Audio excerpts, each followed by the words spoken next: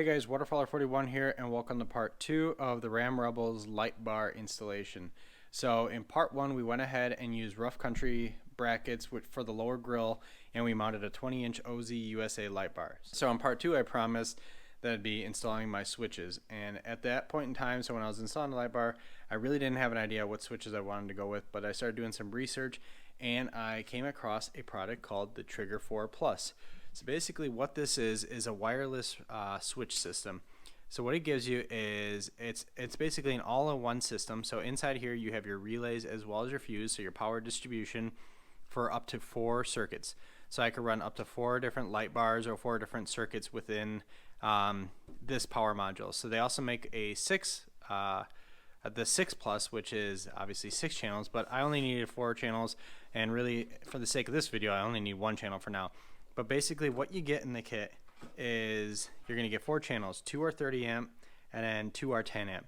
In my opinion, for your typical run-of-the-mill light bar installation, so if you're running ditch lights, reverse lights, God forbid you're running a roof light or anything in the front, this is more than adequate. So 2 30 amp circuits and 2 10 amp circuits is going to get you exactly what you need for your typical light bar installation. If you're doing some heavy dune riding and you really need a ton of light, you might want to upgrade to the 6 Plus, which is going to give you a little bit more amperage.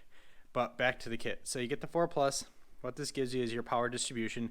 It's basically an all-in-one thing. So from an installation standpoint, you're going to be running power straight to the battery, ground, I want to run that straight to the battery, and then you have this yellow wire here. This is your accessory wire. This basically tells the Trigger 4 when to turn on. So you could either wire this right into your red, right to the battery, so it's always on, or you could wire it to a trigger, so something inside the fuse box that's telling it when to turn on. So when you turn your key on, that's when it's going to tell the trigger to start responding. So the pride and joy of the Trigger 4 kit is the wireless switches. So these are the wireless switches. So this basically mounts it somewhere inside the cabin or inside the cab of the truck, and you get a couple different mounting options. So it could either mount to it looks like a roll bar, or you could pop that off and it's just a magnet mount, and you can mount it flat using some Velcro or double stick. You could adhere it anywhere on the dash, and that gives you your 4 wireless switches to control the respective 4 circuits here. So what else comes in the kit? So obviously you got some toggle switches here, and you got some blanks, and you get some fillers for labeling your switches.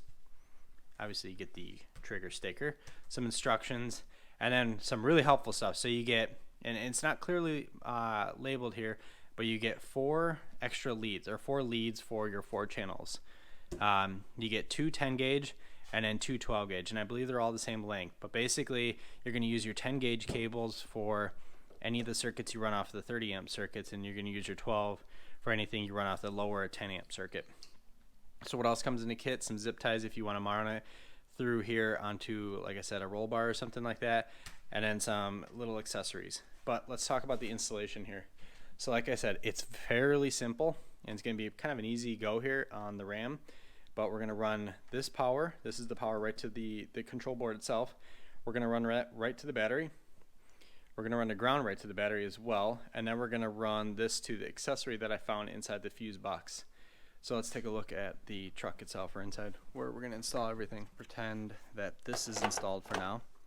So the trigger control module itself is going to mount right to the top of the fuse box. The power cable is going to run right to here, and then when I installed my stereo, I installed a power distribution block that has 2 outputs. So I'm going to throw in that second maxi fuse here, and then I'm going to put my trigger power right to this. That way it's a fuse power. I would never run anything like that directly to the battery. I'd always want to have a fuse in the way just to protect me, just in case anything goes awry. So then the ground for the trigger control is going to loop underneath here, and it's going to tie right into the battery ground. And then as far as that yellow accessory wire, like I said, you could run it, if you got the guts, you could run it to the power. If you drive enough, it's really not going to drain your battery ever, but given now that my truck sits a little bit in between driving it, I want to make sure it's hooked up to an accessory. That way when I turn the truck off, the module itself is shut off. So I found here fuse position F, let's see here, fuse position F37. It is in my truck it was a 5 amp fuse, so I put in a micro fuse add circuit to add another 5 amps, so that way I could use a feed off of that, and that will feed the yellow accessory wire on my 4+ controller. So that's going to tell the controller when to turn on. Once it turns on, it's going to have the power there, and then from there it'll send the power out to the 4 channel. For the sake of this video, I'm only going to plug in one circuit. What I wish this system came with was plugs that you could put in here if you're not using all the circuits, but instead of that, I'm going to tape off these fuses, but I'm also going to pull the fuses here. That way I don't run into any issues. So I'm just going to have one live circuit for now. In the future, I'm going to add ditch lights and probably some reverse lights, and I'll use up a couple of these other circuits. I don't know if I'm going to use all 4, but you can't get it in any version less than the 4 channel. So one of the glaring comments I see on Amazon with these things is the switch panel is got kind of a cheap feel to it. And I will say, it's a light piece of plastic, and with all due respect, it does have sort of a cheap feel compared to your typical toggle switches that are wired. So 3 of the switches work awesome. One of the switches is kind of a tough one to push. So it's this end one here. For whatever reason, it's a little bit of a difficult push on it, but the rest of them work completely fine. So I think once I get it mounted up inside the truck, it'll be okay. Looks like there's some LEDs inside there that will power on once you turn on the light itself, and I think after a while those do turn off so they don't blow out the batteries inside this thing. But for now, let's go ahead and prep everything and start getting everything ready for this. Okay, so like I said, I'm using fuse position F37. I put in an add-a fuse, which basically adds 2 5-amp fuses. So I now have 2 5-amp fuses, and then I added a leader onto that. And I found if you tuck it through the corner of the fuse box here, the fuse box will fit over just fine. It's easier to pull wires out of the fuse box that way than it is this way, because it seals up pretty well here. Here it's more of a canopy and kind of overlaps the power side of the fuse box. So once we pull that off, then we're going to go ahead and close up our fuse box. We're good to go on that one. We don't need to do anything else in there. And fuse F37 does come on with accessory. It's off right now, so no issue. But once you got that there, everything cleans up perfectly fine. So now I'm going to leave this kind of hanging off to the side here, and I'm going to undo the negative cable, so just to kind of kill power to everything. And then we're going to go ahead and mount the 4+ here, and then start running our wires. And it's pretty simple because the power and ground and all that stuff comes off this way, so it's almost like it was made to install right here. Okay, so basically this is where my trigger 4 is going to live. I'm going to use some of, I call it iPass Velcro, but it's basically the really thick Velcro, the dual lock stuff, so either side is the male or female side and just basically clicks together. I'm going to cut this guy in half, put one strip over here, one strip over here. That should be plenty to keep that guy in place. Then I have the power wires run, and they're going to be on the outside of this little felt sleeve here. I'm going to use this tiny little yellow lug to attach the ground here to the actual battery. And like I said, this power here is going to run to this top terminal on my distribution block, and I'm going to run a second fuse inside here for my Trigger 4+. Then I have my accessories. So this is the accessory coming out of the Trigger 4+, and this is basically the wire that tells when this guy should turn on. That's going to tie into that fuse here, so F37 position. So that's the wire here. So I'm going to trim this a little bit. I'll connect these 2 guys, and then I'll just basically tuck it down there, maybe zip tie it over here, just so it's nice and clean and out of the way. But other than that, then we're done, and then it's time to run the battery or the power lead from this little guy over the top, down, and drop it down into my light bar, and then get everything synced up. So let's rock and roll and get this Trigger 4 connected. Okay, so I got the 3 plugs attached here. So I got the trigger just sitting there right now on top of the fuse box. I have nothing on the output side of it, but as far as the input side, I have my power connected up to my distribution block here, so that's not going anywhere. All the wires are tucked down below here. I have my accessory wire, so that's the yellow wire tapped into the green wire, which ties into the plug box. So then we have our trigger ground here, and it's just basically tapped into a lug that I have attached, kind of side tapped onto the side of the battery. This will be perfectly fine for my application. I'm not running anything crazy in here. But now the next step is to go ahead and get this guy mounted. So I'm going to use double stick tape, that plastic dual lock. That way this guy is not going to go anywhere. And then we could start running our wire. And like I said, this first wire is going to run up here. And then I'm just going to basically run it across this cross member here, and then it'll drop down on that side. Now I could also run it this way underneath, but I prefer to keep things up top just to keep it simple. That way I could work on it if I ever need to in the future. Okay, so I got my trigger mounted down there, so it's just 4 pieces of that dual lock double stick plastic Velcro-ish stuff, and that's holding everything nicely to the top of the fuse box. Power, ground, and accessory are all plugged in, so we're good to go on that one. I don't have the fuse yet in that power. Then I have my channel 1. I have a drip I don't know what the proper name for this is, but it's always kind of a good idea when you're running power wires like this to always have an area where water can collect that's not going to run down the wire into the controller itself. So it's basically like a drip loop. So I have a drip loop, so it drops down and then comes back up. The wire runs this way across this cross member. It follows, I don't know what wire this is, follows that wire, and then it basically bends right on this radiator mount, and then it drops straight down that way around my old intake. And that was plenty of length to match up right with my where the light bar is at. So now I went ahead and cannibalized some of that OZ USA harness because I want to use the plug. I love these plugs. And what I'm going to do is connect the black and the red to the black and the red that just ran on the trigger wire. And then for now, I'm just going to leave a little bit of length on this white wire. This is the accessory one. This is for those DRLs, and I want to run a relay for that. I don't want to just tap into something with a side tap. I don't think it's the right way to do it. So for now, I'll just clip this and put a piece of tape over it so it doesn't powered, and we're just worried about the main beam. So let me go down and trim this to length to fit the rest of that trigger wire, and then we will have everything connected, and we'll work on syncing up that remote with the trigger brain there. Okay, so we are underneath my truck, and I wanted to just kind of give you the lay of the land of how I ran the wires here. So this wire here that you see, that is the main cable from the trigger system, and I have it drop down from just behind my passenger headlight. It comes down here. Then we have our rough country light bar brackets, so I have it zip tied to the corner there. That white wire you see, that is the DRL circuit of the light bar. Like I said, I'm not going to connect it now because I'm not really sure what circuit I want to tie it into, so I'm just going to leave it taped off to the side like that, but otherwise it is connected to the light bar. Then I have the wire run down. Again, I threw some loom on it down here because I made the connections to the OZ harness, and always good practice, have a drip loop, and especially in long wire runs like that, so if water does run down it, it's going to drip off the bottom there and it's not going to go into the connection. Then as far as the connection, let's see if I can do this with one hand. I have it tucked up underneath here. So there's a connection, the back of the light bar is right here. Let's get some better light on it so you can see the back of the light bar. Apologize, it's a weird angle. So there's like a little, this is like a piece of L channel. So this just tucks down in there, and I'll take a couple zip ties and zip tie it in there to hold it in place. And then we have the cable that goes from here all the way up to the side of the light. Again, you don't want water tracing the cable up into the light, so you want to make sure you got some slack there and leave some room for the water to drip off.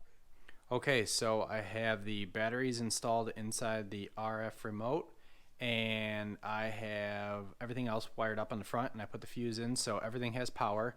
So with that fuse position, so F37, the trigger is not going to get power, not in accessory mode, but it'll get it in run mode. So once we're in run mode, and after we got batteries inside this guy, we should be good to go. So again, we're on channel 1. So when we hit the switch, whoop, boom. So we're getting light. Pretty instantaneous. Hit the light, boom, boom. So on the switches, the blanks go on the top. So your first switch, channel 1 is on the left, and then channel 4 is going to be on the right, and then 2 and 3 here. But again, the blanks go at the top. That way you know what orientation is. So turn the light bar off, on, off, on, off, on. I'm pretty happy with it. So let's go ahead and clean up everything underneath the hood, shut that down, and then go hop in the cab and figure out a place to mount this. But just to see what this guy does when it's on. So off, no light, on, light, no light, light. Okay, so now that the hard part's over, the fun part starts. So where are we going to mount the light switch? Now again, I want to make sure that it's accessible to me, and I'm not leaning over out of the way or putting it anywhere out of the way where getting to it is kind of a pain in the ass, because then I'm never going to use the light bar. So I've got 3 locations that I'm thinking of right now, or probably 4. So the first location is right here. So it kind of fits pretty perfectly, and I think I'm sold on this position. This looks like it works pretty well. They give you these little, again, the dual lock plastic, so these go on the back. Let's see here.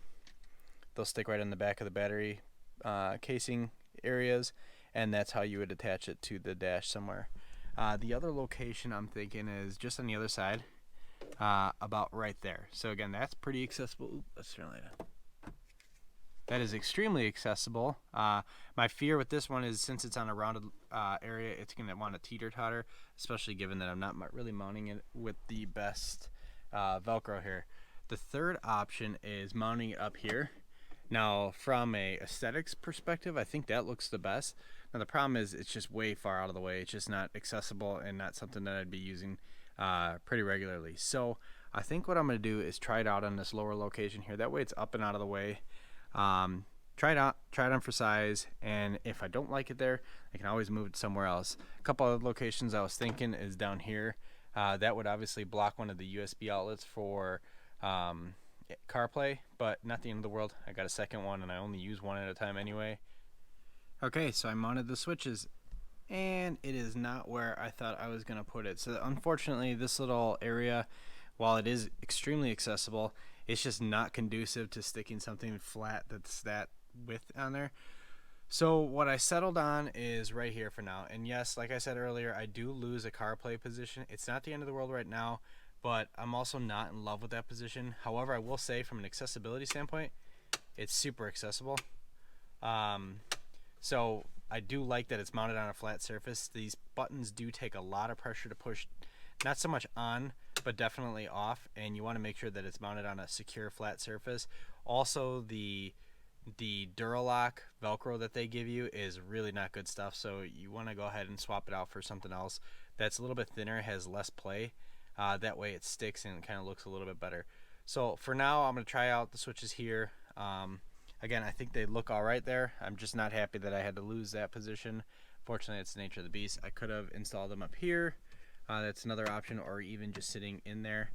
But again, just from a accessibility standpoint, usually my hand's over here anyway, this is pretty good.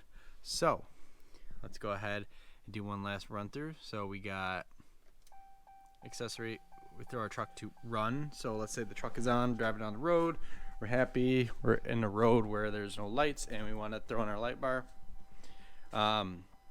Once we, I should probably turn on the light bar. So we got the truck in on, and we go ahead and turn our light on. Come out here. We'll take a look at our trigger. Trigger shows that channel 1 is on. I removed the fuses from the other one just so I don't have any issues. So right now I got these guys kind of dangling in here, and I'll zip tie those up and get them up out of the way for now.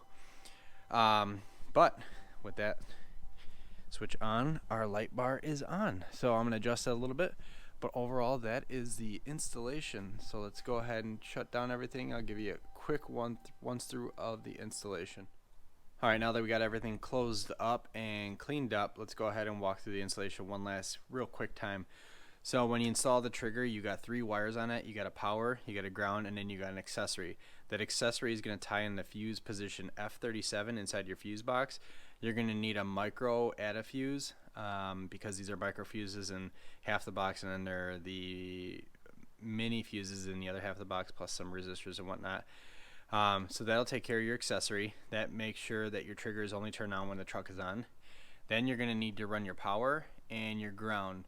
So you're going to want to run your power. If you don't have a power distribution block like mine, you're going to want to at least throw a larger fuse on there just to be on the safe side. I know you have fuses in here, but I always like to run, if there's a main feed here, you can't be too safe with running an extra fuse or even running a breaker. There's breakers that they make for these things.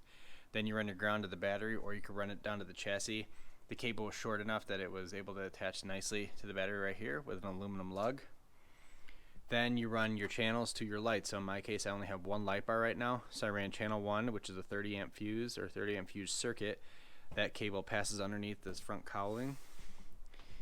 It comes over behind this passenger taillight, and then or passenger headlight. It drops straight down to my OZ USA light bar. I have a positive that basically gave me my positive and my ground for that light bar. Then I hooked the batteries up inside the remote, and it already came pre-synced up to this. So there's nothing else you got to do.